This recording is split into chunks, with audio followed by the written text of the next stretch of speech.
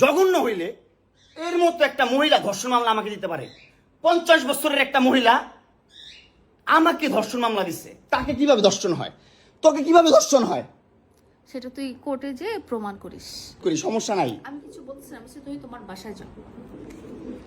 বাংলাদেশের আইন কতটা জঘন্য হইলে এর মতো একটা মহিলা ধর্ষণ মামলা আমাকে দিতে পারে? 50 বছরের একটা মহিলা আমাকে ধর্ষণ মামলা দিচ্ছে, তাকে কিভাবে ধর্ষণ হয়? তোকে কিভাবে ধর্ষণ হয় সেটা তুই কোর্টে যে প্রমাণ করিস। কোর্ট তো তোর কে না, তোর বাপের না কোর্ট?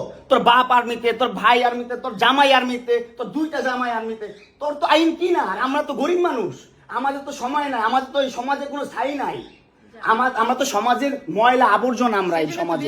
আর তোরা হচ্ছিস সমাজের অনেক উচ্চমানের মানুষ, অনেক ক্ষমতাবান মানুষ, এই জন্যই নাকে দড়িটা ঘুরাইতেছিস আমাকে, তুই বুঝছিস? হ্যাঁ, বিএমডব্লিউ নিয়ে যোগ্যতায় চালাই, তোর টাকা দিয়ে চালাই না, যে যোগ্যতা চালাই, কামাই করে চালাই। হ্যাঁ, বড়লোক হইতে পারবো না? কোথাও লেখা আছে গরিবরা বিএমডব্লিউ চাইতে পারবে না, গরিবরা বড়লোক হতে পারবে না? কোথাও লেখা আছে? হ্যাঁ, কোথাও লেখা আছে? না হলে ওই মেয়েদের বাসায় যাও, না হলে নরসিংদী যাও, যেখানে যাচ্ছিলে সেখানে যাও। তোমার কাপড় চোপড় নিবা? অবশ্যই নিব। দাও, ব্যাক করে দাও।